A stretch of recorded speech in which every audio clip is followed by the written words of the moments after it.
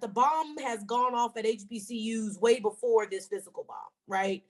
Land grant institutions, there's 23 of those, Southern being one of them, have been cheated out of $12.8 billion in the last 20 years. We're not talking about since land grant institutions were founded or any of that. My husband is an alum of Fort Valley, and he explained in Fort Valley, Georgia, Fort right? Valley in Fort Valley, Georgia. Right. He's an alum there, and Fort Valley happens to be a land grant as well. And they were investigating how money was spent as the land grant split, and 83 cents of every Georgia dollar was going to the UGA system, and 17 cents was being sent to Fort Valley. So when we talk about these threats are we can't underfund you to stop you from doing what you're doing. We cannot structurally underpay you to stop doing what you're doing. And so now we're going to physically threaten you or have the pretense of threat to make you reconsider doing what you're doing. And to be honest with you, this is not anything new. Let's embark on the Ark Republic to hear current news that's published. More than gossip and chatter, covering current affairs that matter. We talk issues with professional views, all keeping you in queue. We wanted a higher vibe for these days and times, to free the voices and minds, reporting the sign of the times, so all can build. Let's shine, yeah. You are a political science professor at Southern A&M University in Baton Rouge, which was one of the over 20 universities or colleges, HBCUs, historically Black colleges, universities that received bomb threats right as Black History Month started. What's going on about that? Yeah, so I actually was flying in that day. So it was very scary for me because the calls came in at like 6 a.m. So I was getting them like live time because I was already up getting ready to fly back into the Baton Rouge area for class. And then got these alerts saying that the campus was essentially shut down. And then we start to see our sister schools. Ours was on the 31st. So ours was the day right before Black History Month. And then the day, then February 1st, we saw more. And I think, to be honest with you, one of the biggest reasons it was highlighted, or that this threat was as pervasive as it was, is because HBCUs got some money during COVID, right? And the Build Back Better plan, and they got some money, and it has been highlighted inside of Black media. If you are a watcher of Roland Martin, or if you're paying attention, just even in mainstream media, HBCUs are getting far more attention, right? Our vice president of in addition to that, to funding, they also got the money from Mackenzie Scott. They got Mackenzie, right? They've gotten Mackenzie. That's even an excellent point, right? They've gotten Mackenzie Scott money. Our vice president of the United States is an alum of Howard University. So HBCUs, and then even with sports, right? We've had Deion Sanders become the head coach at Jackson State for football, and then I think Eddie George is now the head coach at Tennessee State University for football. So HBCUs are. And then there's somebody at Bethune Cookman College too. I forgot who it is. Somebody else at Bethune. And then that there was, I got to get back up on my sports, but wasn't there like the number one pick for football, then goes to Jackson State? I forgot his name. Correct. The number one. Yes, he was what they call a 5-star recruit, who is now going to Jackson State. And so HBCUs are front row and center, right? But I loved an article that was written, and I'll make sure I provide it for you so that your readers can read it, that says that the bomb has gone off at HBCUs way before this physical bomb, right? And the article explores how land grant institutions, there's 23 of those, Southern being one of them, have been cheated out of $12.8 billion in the last 20 years. We're not talking about since land grant institutions were founded or any of that. My husband is an alum of Fort Valley, and he explained in Fort Valley, Georgia, Fort right? Valley in Fort Valley, Georgia. Right. He's an alum there, and Fort Valley happens to be a land grant as well. And they were investigating how money was spent as the land grant split. And 83 cents of every Georgia dollar was going to the UGA system, and 17 cents was being sent to Fort Valley. So when we talk about these threats are we can't underfund you to stop you from doing what you're doing. We cannot structurally underpay you to stop doing what you're doing. And so now we're going to physically threaten you or have the pretense of threat to make you reconsider doing what you're doing. And to be honest with you, this is not anything new. I mean, not to sound nonchalant, but the next day it was like business as usual. We didn't turn our campus into a high military state. We don't even have the resources to do so, even if we wanted to, right? But the same older lady that's at the gate waving when we come in the mornings was the same older lady that was at the gate on Tuesday after we got the threat on Monday. And so we're not going anywhere. But what we do is extremely threatening. We produce 25% of all people that participate in education, regardless of color or race. We produce 50% of Black doctors, 50% of Black lawyers, 35% of all healthcare workers. Any healthcare worker we produce, and then we produce 50% of Black judges and 70% of Black dentists. So, and let's keep in mind that there's 5,300 roughly 5,300 colleges and universities across the country, and there's barely 100 of us. So what we do for the Black community, although we're not perfect, what we do has a large impact, and the rest of the country is starting to feel that impact and want to, in many ways, scare us from doing what we're doing.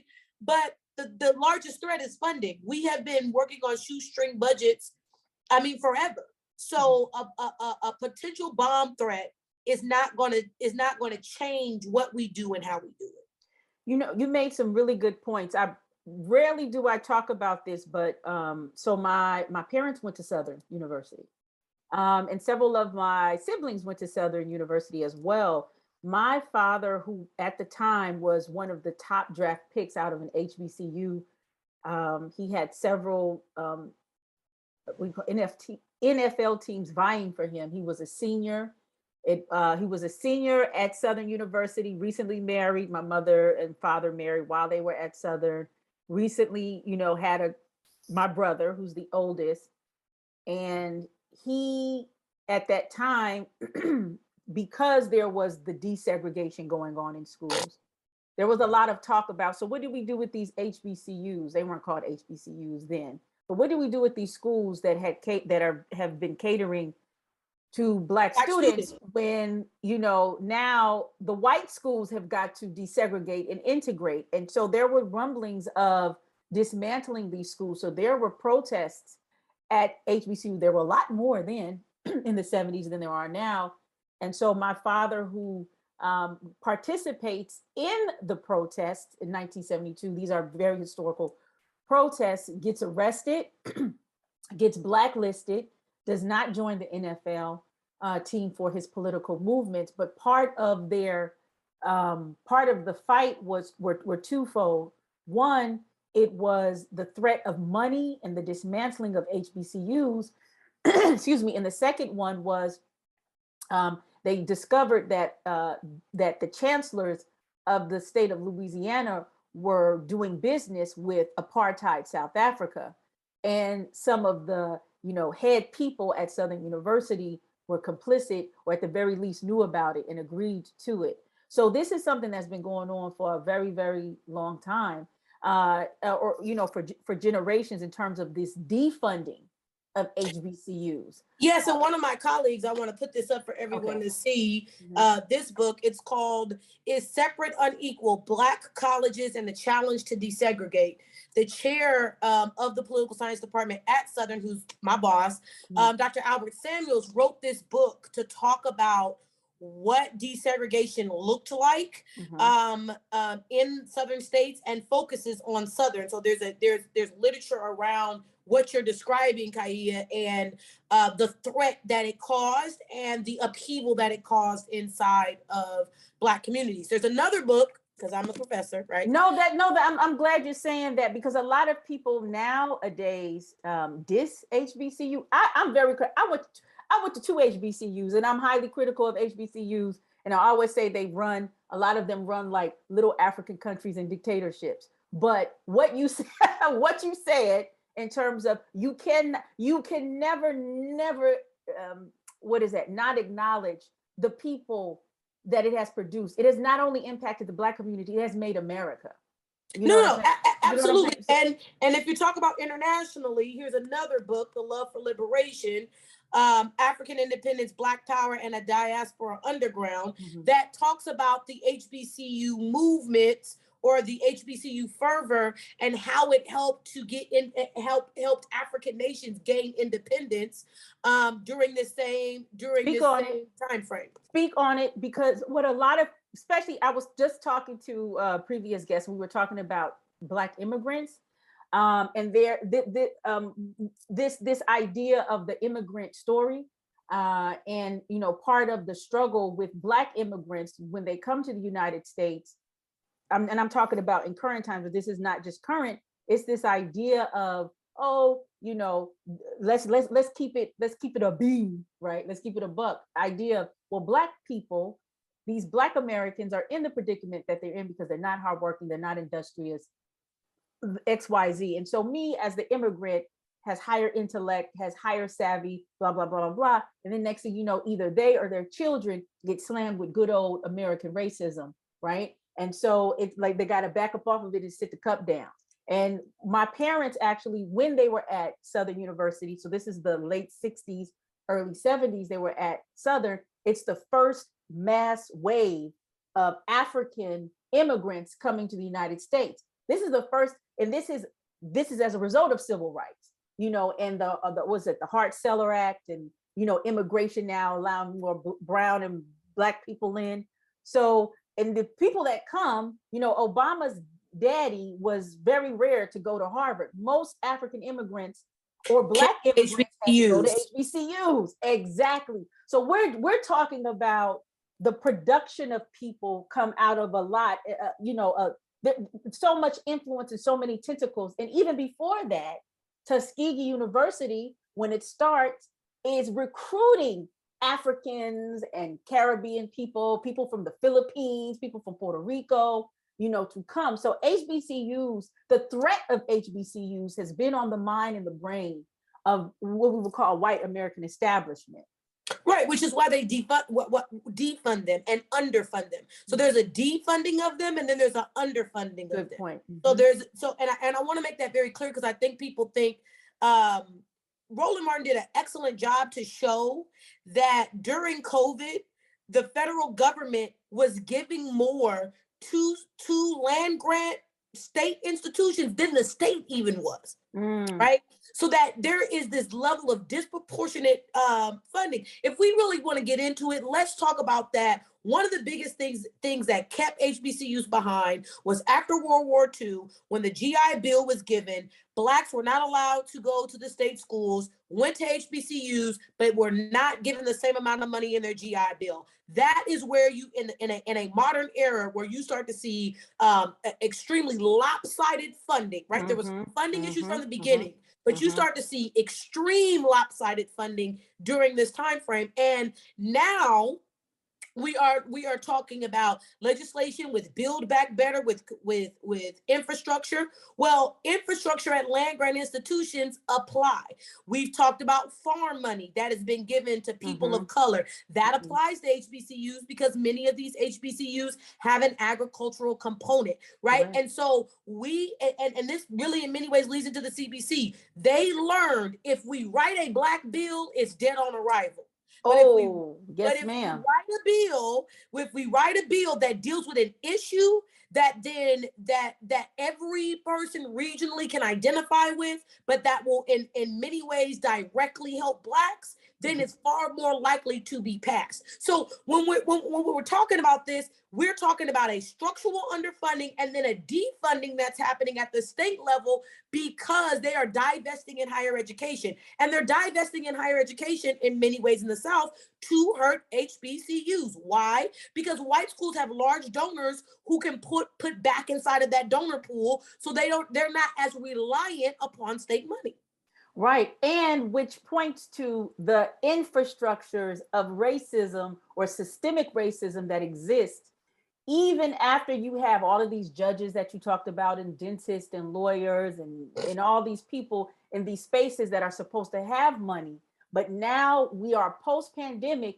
These are people who are taking care of multiple families that Yes. are getting by, check by check. They'll never say it publicly, but this points to why they cannot put the money into the institutions that they would like, right? Well, let's deal with Stacey Abrams because she's our greatest example of this. When she ran, this is right. front row center, right? Spelman graduate inside of the Georgia State legislature.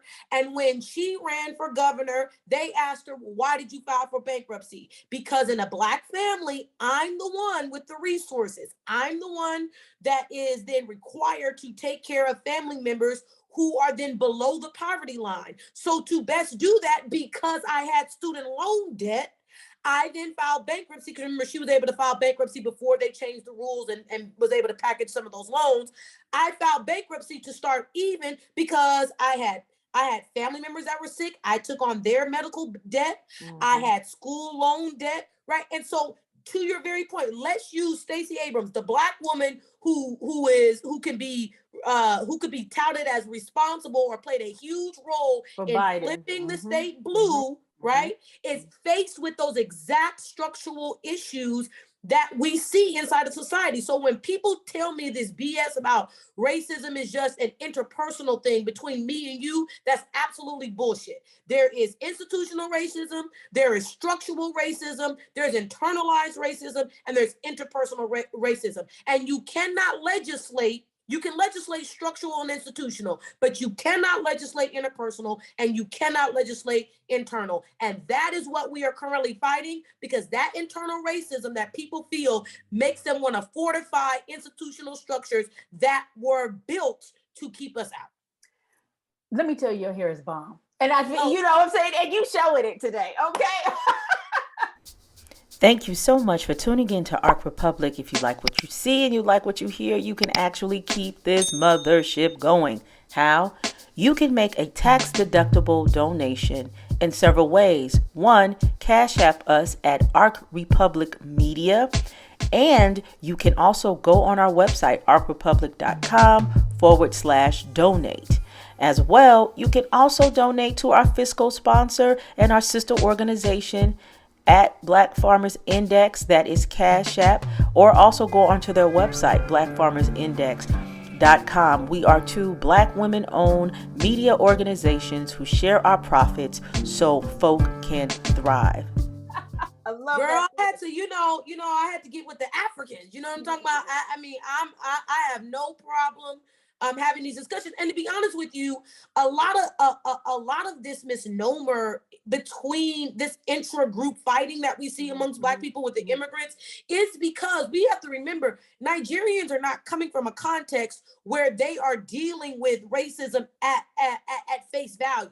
They may be dealing with it structurally from an international perspective, but they're not dealing with it like we are. If you're talking about somebody from the Congo or Liberia, they're not seeing the hands of structural racism that are keeping them fighting with one another. So when they get here, it's very difficult for them to see it because the westernized media has portrayed a narrative about us that then is counter to what the actuality is. And Sharon Wright Austin, Black woman, got full professorship, first Black woman to get full professorship at the University of Florida, wrote a book on this called The Caribbeanization of Black Politics. And the book shows in different regions in the country that after they get to second generation, all of this racism stuff that you see almost flattens. Oh yeah. That is, Oh yeah. that's it. It's in the first generation. Whoever came over here first, they struggle with it, but by the second generation, it's completely gone. Because as you stated, they get smack dab, slapped upside the head with American racism in a structural context that they've never understood even existed. And also, I think, also, this is, we really need to do some really deep dives on what that looks like, because even my research looked at Caribbean, African, and African American folk in the city of Newark. Some very interesting, things emerged out of that study. One in which I did not expect is the major waves that are first coming to the United States are Ghanaian, Nigerian, and Ethiopian. Well, unbeknownst to me, there were quite a few Ghanaians who were actually not in the intelligentsia class. Correct. And go to Chicago and are part of this working class. And so one of the daughters of these people, I actually went to Clark Atlanta with, and she talks about these differences and these variances, that are happening even in the African immigrant communities in terms of who gets the resources, who gets put on, who, all of those things as well. When you're coming to the United States, you're navigating a system that is very, very different. Just even if we take out race, you're coming from a system that is very ethnocentric, that is very still heavily invested in the queen or the colonial authority outside of the United States, and even in a system where the economies and how education is funded and free, right? So there's a lot of things to navigate around, and also, like you said, this romanticization of what America is, and you have these. I said this on a podcast a couple of times, coming into these ghettos or these inner cities, and they're like, whoa, what's this? And also having, because of the segregation that's still existing, whether it's blatant or not, having to go to these communities. And, so there's a lot of conversation around that we can talk about. And HBCUs are hotbeds for those conversations. They're hotbeds, and they're also kind of like there's like a whole bunch of detonating bombs that go off in these microcosms of HBCUs. We have a lot of class struggle. About our faculty. Right. I can tell you about our faculty at Southern, where there's almost instantaneously, right? We probably have one of the most diverse faculties. Southern has a very diverse faculty. When I was at Howard, that had a very diverse faculty, right? And so this whole idea about diversity at HBCUs always kills me, because I'm like, what do you think our faculty is? The Indians who can't get jobs, the Chinese jobs, the Ghanaians, the Nigerians who can't get jobs are coming to our institutions and teaching there. So these bombs are going off all over the place. But you know what? But let me add this: they're going to HBCUs, but when I apply to an HBCU, it's very hard for me as a Black American to get a job. I go to media centers like Jackson State, and it's mostly Africans and Chinese. So it's a very hard and problematic kind of thing to navigate when these resources, as a result of HBCUs, advocacy, that was done by our forebears and our ancestors, opened up these spaces. And we're like, come through. You know what I'm saying? Because we've always been the come through people. And that was, you took the words out of my mouth. I'm gonna let you go. We've always been the come through people, right? And so this is the other structural piece of it. Because we've always been the come through people, and the powers that be outside the pressure cooker then want there to then be infighting there, because now, Kaya, there's enough money for you to be at Jackson State. There's enough money in the state of Mississippi and let me tell you why. Because at the University of Mississippi, there's probably anywhere from 15 to 20 faculty members in a journalism department, an English department, right? At Southern University, in my department, there's 4 of us. At LSU down the street is 25 of them. So when we have these conversations about this infighting that's happening, it's designed that way. Yes, ma'am. Because if I underfund it, then that means there's only 4 spots, and now I gotta argue over the 4 spots and wait for somebody to essentially die. Whereas Whereas at an LSU, that's not the case because of how the formulas are set up for funding, et cetera, et cetera, et cetera. So when we have these conversations, it always exacerbates me because I'm like, the intra-fighting that we see, it would be there probably anyway, but because we've been the come-through people, it heightens then the argument because now there's a limited amount of spaces, which is by design. Yep, creates the Hunger Games. It creates the Hunger Games. Yep. So, Hunger Games is a great segue into Russia. And I know. We're gonna before we go to that Hunger Games, let me finish up this one really quickly. Oh my God! What are some of the things? So I mentioned Jackson State. Jackson State is one of the universities that did get some type of restorative money when it was discovered that they were severely underfunded. This was years ago. What are now that there's over $12 billion? We know it's a lot more that has been accounted for that has not gone to HBCUs. Is there anything that is being done? So Maryland showed us the blueprint on how to get it done, right? If you look at the Maryland lawsuit, it took them a while to actually actualize the funds, but that's the way. The way is to then sue the state and then make the state provide remedy. And we saw this happen in Maryland, and that is why Morgan State will most likely be the first HBCU to get Research 1 status, is because, as you mentioned, they've gotten Mackenzie Scott money, and they are due to get, I think they settled on $555 million to all of the state HBCUs over a 10-year span, right, for the underfunding inside of the state of Maryland, which everybody remember was a slave state, which is why there's so many HBCUs there to begin with, right? Harriet Tubman left from Maryland. So to me, what you have to do is lobby these legislatures, make the congressional Black caucuses inside of these states do their jobs, and then once they come back and tell you we don't have the votes, sue. And we see right now the threat of lawsuit has gotten the state of Tennessee to get their act right. TSU. Really? Okay. All right. Oh yeah, because TSU reported that they had 400. Listen to this ridiculous number. $427 million in deferred maintenance. $427 million in deferred maintenance. And you wonder why students are upset about housing, what the dorms look like, all of that. Because if I've been structurally underfunded, there's no way I can maintain even what I have. Right. And so the threat of lawsuit in the state of Tennessee was like, wait.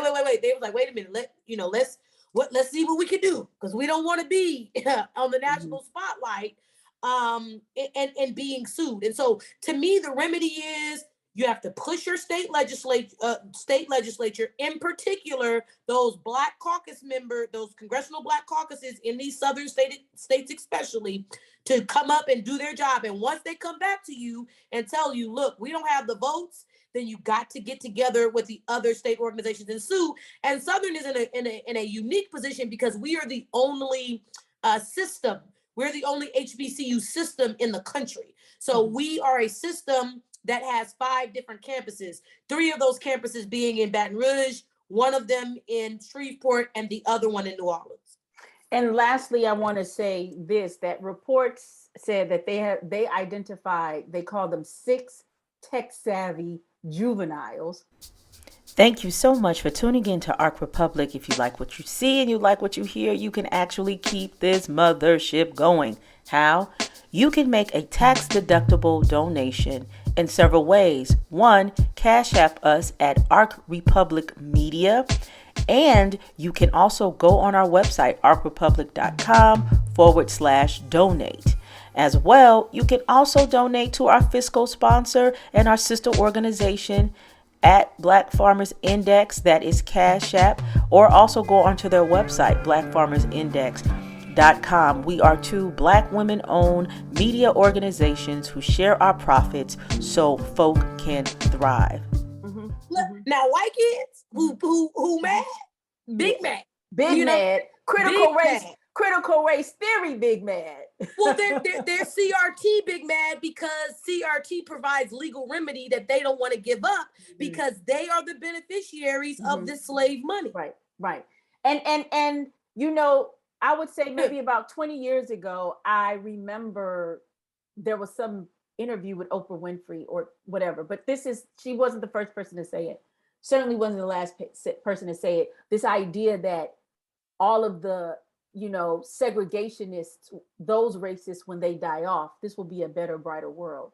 But they like baby kids. Racists are like baby kids. They don't die, they multiply. And so this is what we're seeing. Because we's baby's kids. Yes. Or better yet, we master's kids. Master kids. May, we baby kids, they may kids. They may kids, period. And that's real, right? There's been studies that shown that although Generation Z is the most diverse generation coming to be in the United States, they are just as racist as their foreparents. Yeah, and this is why I kind of folded in, because part of the what we're seeing in terms of this new cosm or prism of racism is, remember, the Proud Boys was headed by an Afro-Cuban, right? So these are these people who say, oh, I'm not Black, you know what I'm saying? Or who will then enter into these circles and in these organizations in order to protect their status, right? So these 6 minors have not been identified. I know what they're going to say, because they're under the age of 18. They're not going to, give the demographics, even though what we know is that a lot of Black children have been identified on site.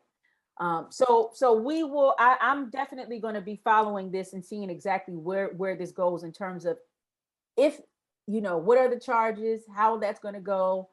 Let's see. Well, the FBI is involved now. So the FBI's involved. We have the first Black woman to head up the DOJ, to head up the Civil Rights Division in the DOJ.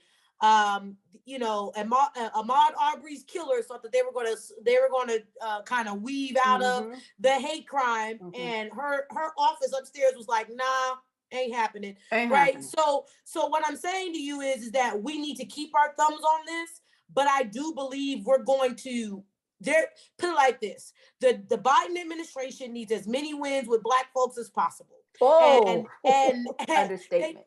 They need as many wins with Black folks as possible, and this will be a publicized win, believe you me. Let's embark on the Ark Republic to hear current news that's published. More than gossip and chatter, covering current affairs that matter. We talk issues with professional views, all keeping you in queue. We wanted a higher vibe for these days and times, to free the voices and minds, reporting the sign of the times, so all can build. Let's shine, yeah.